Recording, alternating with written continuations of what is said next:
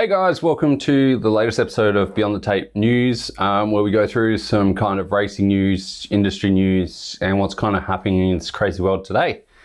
Firstly, before I start, I'd like to thank everyone, sponsors like Canyon, NSDynamics for keeping my suspension plush, Factor Components, Nova Wheels, who are done through 2Up Bike Co.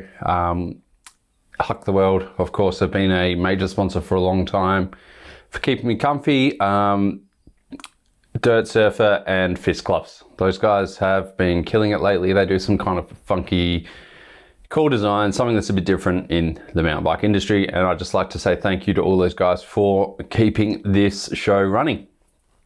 To kick off this one, let's talk about nationals. It was a huge week for me, filming, meeting everyone, seeing everything that's happening around the Australian industry. First kind of time that there's been a big industry meet as well. So to see Daryl from Canyon out there, JT from Revolution, you know, all the guys from SRAM, Scott from 2Up, you know, Mick Williams from Williams Racing Products, you know, the guys from Fox are out there. I even got to meet Polar Bear for the first time, which was cool. Gravesy was out there, you know, everyone was there. It was huge. Even Dean Lucas rocked up. He wasn't too busy podcasting and he actually rode his bike, which was pretty rad. Super productive week. You know, waking up at 6:30 every morning, going to bed at 12 to 2, and doing it every day. Took its toll, but it was a rad event and running on adrenaline, just like Boris said in his podcast. It was pretty epic. Huge shout out to the guys like Nick Waygood, Hughesy, RF Photography. All that crew that were kind of welcoming me into that media scene was quite rad. Didn't ever think I'd be a part of that. So to be chilling with that crew and seeing those guys kill it with their work was inspirational without sounding too cheesy. Thanks to the SRAM tent as well for letting me kind of dump my shit there, leave it there overnight accidentally, take up a bunch of their room. Main reason I was there is because that's where all the athletes were. They had a really cool vibe around their tent, mainly because of the taco truck next to them. But it was cool to kind of chill with all the athletes, see the behind the scenes and get some footage and some photos and a few other things that was happening. So huge shout out to the SRAM boys. And on that note, huge congratulations to Lockie McKillop, aka Spin That Up, aka the most handsome mechanic in Australia. He tied the knot, or he's got engaged over the weekend. So sorry ladies, and a lot of men that would be interested in him as well. He is off the market. So bit of sad news there, but it's congratulations to him and his now fiance. Anyway, let's move on to actual news. I don't know if you've noticed, but there's been a bit of a boom in bikes getting sold. People riding bikes, second-hand market is insane at the moment. Everything has kind of gone crazy. The only thing that hasn't gone crazy is manufacturing. Manufacturing has stayed pretty solid across this time. They haven't really increased any manufacturing capabilities or anything has been boosted. This is because of a lot of the business practices in Asia are very conservative, especially places like Japan and possibly China. I can't remember what Taiwan is like, but I know that there's a lot of group decisions. Making big changes takes a lot of time, usually years.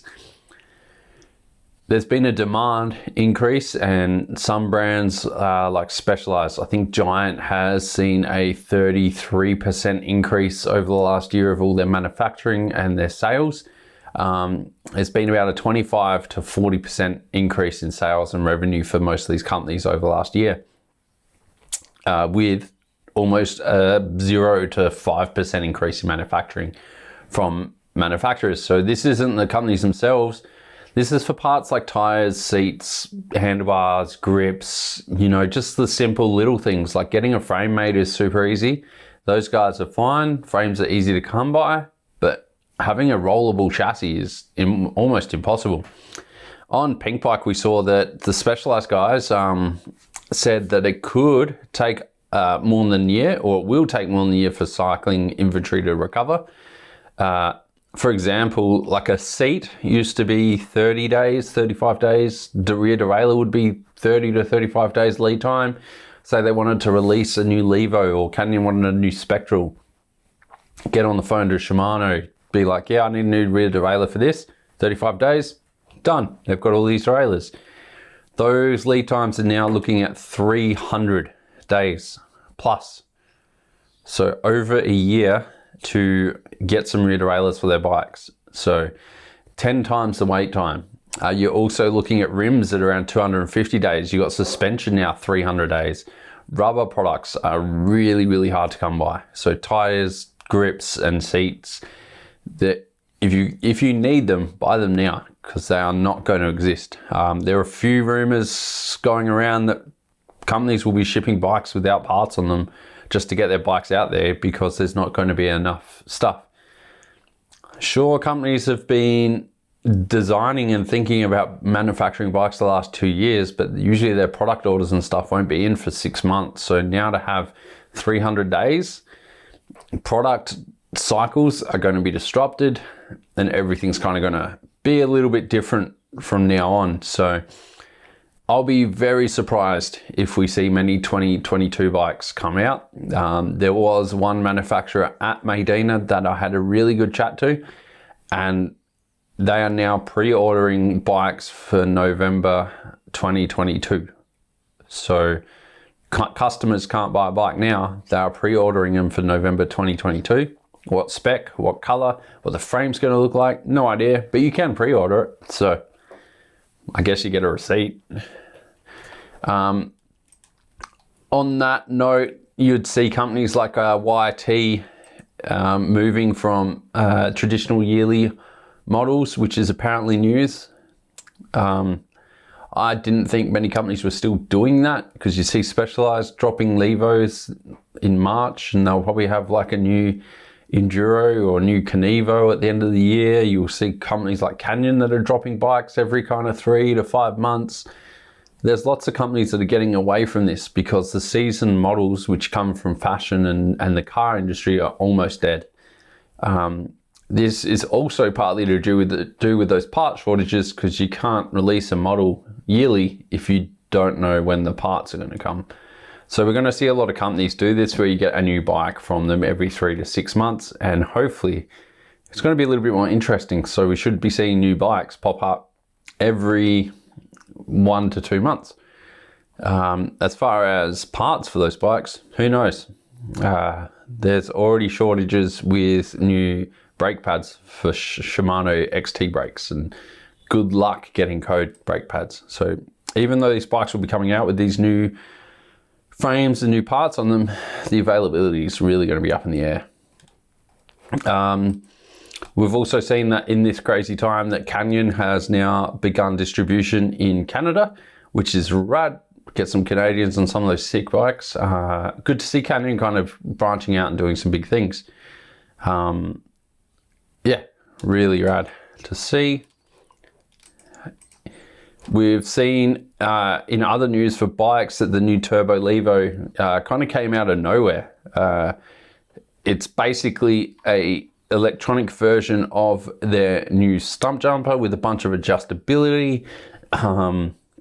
Sorry, just coughing there because I was just reminding myself of the price. Jesus. It is $13,000 US, 25,000, I think, Australian, 65.5 degree head angle, or it could be 63.5, depending on what adjustment you have it in, adjustable reach, adjustable everything pretty much. Pretty amazing bike. Who's going to spend $24,000 on a bike? Well, my local e-bike specialists, they had one rock up the day of the release. So they had one built, ready to go, and it was sold in 4 days. So people want these bikes. They want the best of the best. And, you know, it's crazy. Even Canyons, their Torque E and their Spectral Ons, those guys are selling out fast. So e-bikes are definitely the future. You heard me mention that Giant sales were up. Yeah, their net profit was up 47%.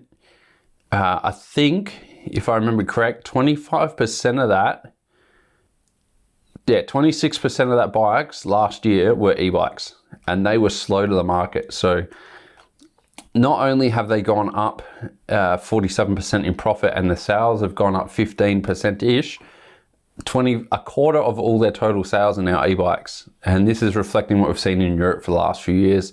A lot of e-bikes are out in the trails, which is good news, because it means there's a lot of new people getting out bikes and people are riding more. I have no problem with it. It's rad. And it's only going to get bigger. On the topic of electronics, we saw SRAM release a more affordable GX Eagle AXS electronic drivetrain. Rolls off the tongue. Basically the same as your X01, XX1 stuff. All the motor, everything involved with the derailleur is the same in technology wise. The materials are just a little bit different. So you've got a steel cage instead of an alloy or a carbon one, which is a little bit more weighty. Still waiting on Spin That Up to let me know if the cages are interchangeable. And it comes with a battery cover and a few other cool little things. Still waterproof, still does everything. The derailleur weight's 455 grams with the battery. Shifter is 68 grams. It also comes with this trick looking GX battery cover, which is also able to be used on all the other derailleurs. If you want to make your derailleur weigh less, don't put the cover on. It's simple. And the reason I ask about that derailleur cage is perhaps you can buy a pulley kit for an X01, which has got an alloy back plate, if I'm correct, and the lighter, better jockey wheels for $100. So you could get a lighter, easy, like better derailleur straight out of the box for a little bit less than your X01, all compatible via your mobile. It just doesn't have that trick new lever paddle thing out of the box. It comes with the stock old one, but you can upgrade it. Now, I do believe that there will be people 3D printing these lever kind of paddles in the future. I can't see why they wouldn't want to be able to do that. However, SRAM will not honor any warranty to do that because it's a third-party part. All of this for $905 Australian, which is pretty good. I know I just said that's pretty good, but considering what $905 used to get you in the early 2000s, this is insane. Epic kit these days. Now, in some kind of sadder news, we have seen Greg Minnaar has what am I on about? He's shared his training difficulties following a COVID-19 diagnosis. Believes that he's had the goat flu. He caught it on a trip to Europe. Who would have thought that would have happened? He is struggling a bit with the training and getting through everything because it is taking longer for him to heal, longer than expected. So hopefully he heals up quick and we see him on the top step again this year. The Maribor World Cup got postponed until August. We have also seen that Fort William has been cancelled. So who would have thought that on January 1, 2021, COVID didn't just disappear and it's still around. It's unfortunate, but you know, round one's been delayed or cancelled in Fort William. We've seen Maribor kind of get changed a bit, so I wouldn't be surprised if we end up with an August, September, October, November double headers race season again. It's not going to surprise me in the least. It's unfortunate, but that's what's going to happen. On events as well, Sea Otter Australia is going to debut in October. That means we will be having like a trade show with some dual slalom racing, some freestyle stuff, maybe a little bit of a kind of slopestyle comp, hopefully. And yeah, just some good racing in Canberra. It's happening in October. I believe riding demos are starting from September the 31st. It's going to be around October the 1st to the 4th as far as the actual Consumer Expo goes. I will be making the trip up, so I'll be up there covering some of the events and what is happening up there. Super keen to catch up with Timmy Eaton, Shana Hearn, all that crew, and check out what their local spots are like and where they train. It should be a good event. Trade shows have not gone that well in Australia before, but we'll see how it goes this year. Pretty keen to see. We'll be rounding the news off with Norco have just rebranded their site and their company logos. It is pretty atrocious, to be honest. I don't know who they hired to do this, but the new site looks a bit whack, and I don't know. I just don't dig it, and you know, they've just kind of done it because they can. There didn't seem to be a lot of thought behind it, but they've rebranded. They're still sick bikes, they still ride real well, but the new brand image is a little bit average. If you're looking for something to watch in the next kind of month or so, go and check out, if you haven't seen it already, Bass Van Steenberger's canvas edit is sick. The Seminarch release of his new riding shoe, which I've been wearing for the last few days, is out, and the shoe is freaking amazing.